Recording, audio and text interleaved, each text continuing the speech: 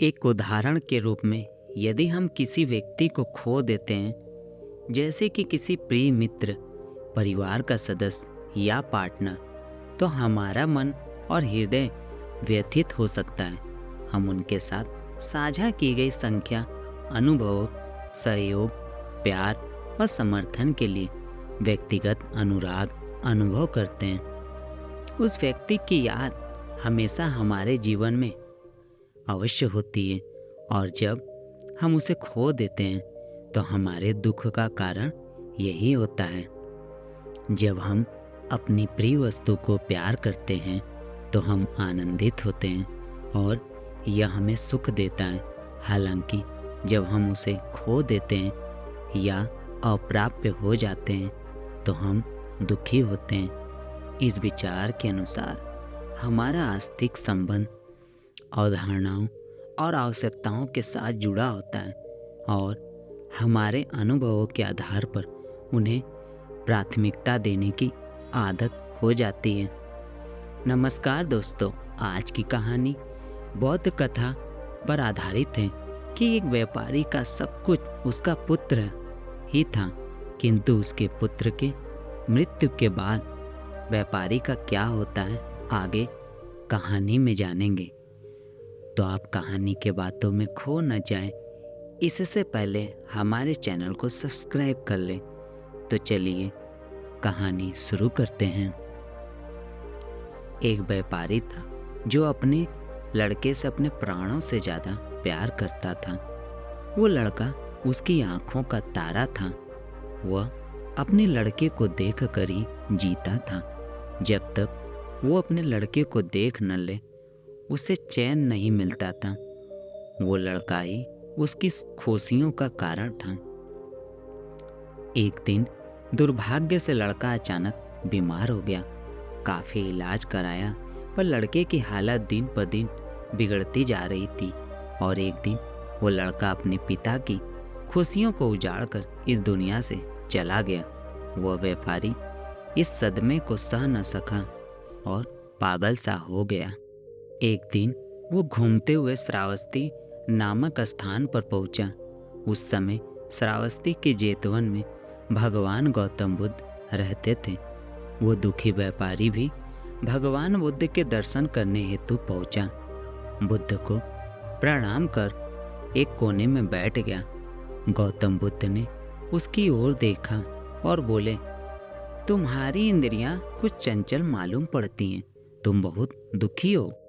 वो व्यक्ति बोला, महाराज, मेरा प्यारा इकलौता बेटा मेरे सुख का कारण मेरी इस सुख की दुनिया को उजाड़कर इस दुनिया से चला गया। उसके दुख में अपनी सुध बुध खो बैठा हूँ और यहाँ वहाँ घूमता रहता हूँ। भगवान बुद्ध ने कहा, इस संसार में दुख, शोक और सभी प्रकार की विपत्तियाँ आपकी अपनी प्यारी वस्तुओं द्वारा पैदा होती हैं। जब उस व्यक्ति ने भगवान बुद्ध की बातों को सुना तो चकित होकर बोला, क्यों महाराज, भला कोई प्रिय वस्तु भी दुख का कारण हो सकती है? इतना कहकर वो उठा और बुद्ध को बिना प्रणाम किए हुए वहां से चला गया। कुछ दूर चलते चलते उसे कुछ जुआरी दिखे जो जुआ खेल रहे थे। वो व्यक्ति उन जुआरियों से निंदा करते हुए बोला, सुनो, गौतम बुद्ध को देखो, वो कहते हैं इस संसार में सभी प्रिय वस्तुएं दुख का कारण होती हैं।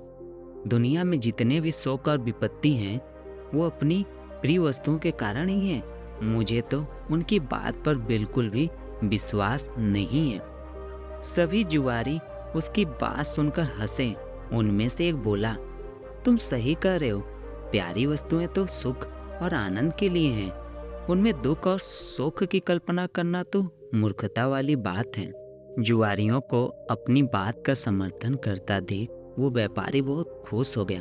बस वो समझ गया कि वो ठीक है और गौतम बुद्ध गलत। अब तो वो सबसे जाकर गौतम बुद्ध की बुराई करता। यह बात पूरे नगर में फैल गई। उस नगर के राजा प्रसेनजीत के कानों तक भी यह बात पहुंच गई। उस राजा को भी गौतम बुद्ध की बात सही नहीं लगी। उसने कई विद्वानों से इस बात पर चर्चा की, पर सभी ने कहा ऐसा नहीं हो सकता। भला कोई प्रिय चीज दुख का कारण कैसे हो सकता है। जब यह बात रानी ने सुनी तो उसने राजा से कहा, महाराज, यदि गौतम बुद्ध ने यह बात कही है तो निश्चित ही यह सही होगी। रानी की बात सुनकर राजा क्रोधित स्वर में बोला, गौतम जो भी कहता है तू बस उसकी बात का गुणगान ही क्या कर, ये सब तेरा भ्रम है। तुझे एक भ्रम के रास्ते पर जानबूझकर भटकते हुए देखकर मेरी आंखें जली जा रही है। जा, हट जा यहाँ से। भगवान बुद्ध के खिलाफ रानी कुछ नहीं सुन सकती थी, इसलिए दुखी होकर वहां से चली गई।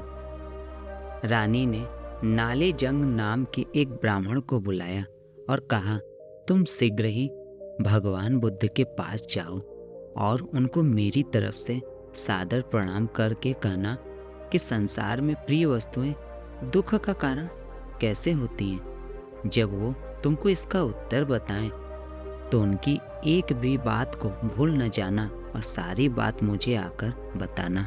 नाली जंग बुद्ध के पास गया और उनसे मल्लिका द्वारा कही बात बता दी।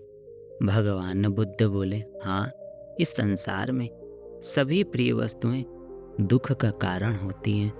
कुछ समय पहले एक स्त्री की माँ मर गई। वो स्त्री अपनी माँ के वियोग में इतनी दुखी हो गई कि उसका अपने शरीर का भी ख्याल न रहा। वो फूलों से, पेड़ों से आते जाते राहगीरों से यही पूछती कि क्या तुमने मेरी माँ को देखा है।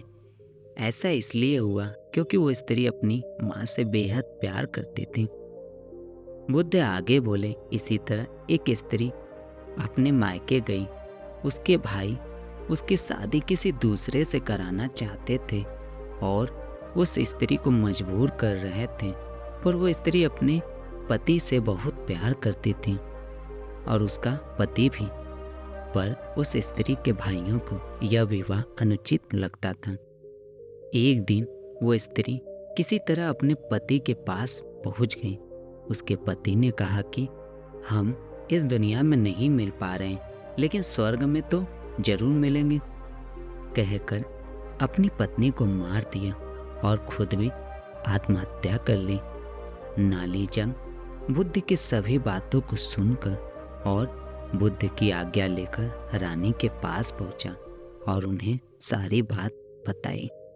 रानी प्रसन्न होकर राजा के पास पहुंची और उनसे सारी बात बताई कि संसार में प्रिय वस्तुएं ही दुख का कारण होती हैं। रानी की बात सुनकर राजा सन्न होकर उसे देखने लगा। रानी आगे बोली, महाराज, आपकी प्रिय पुत्री वज्जड़ी आपको प्यारी लगती है ना। राजा बोला, हाँ रानी, वो तो मेरी आंखों का तारा है। तब रानी ने कहा, यदि वज्जड़ी के जीवन पर किसी विपत्ति का आक्रमण हो तो क्या आप दुखी नहीं होंगे। राजा बोला, दुखी नहीं का क्या मतलब, बल्कि मैं इसे अपने जीवन पर आक्रमण समझूंगा। इसी तरह रानी ने राजा को प्रिय लगने वाले मंत्री, सेनापति, राजगुरु आदि के संबंध में भी पूछा। इस पर राजा ने वही उत्तर दिया कि उनके जीवन पर यही विपत्ति आई तो मुझे दुखी नहीं होगा, बल्कि मुझे अपने जीवन का भी अंत मालूम होगा। रानी मुस्कुराते हुए बोली, महाराज, अब तो आपको गौतम बुद्ध की बात समझ में आ गई होगी। राजा चौकन्ना होकर सोचने लगा और बोला, गौतम बुद्ध हमेशा सही उपदेश देते हैं। मेरी आंखें खुल चुकी हैं। उसके बाद राजा भी भगवान बुद्ध का वंदन करने लगा। हमारे दुख की जड़ हमारी प्रिय वस्तु यानी हमारे संबंध, वस्त्र, संपत्ति या किसी अन्य पदार्थ में बसी होती है।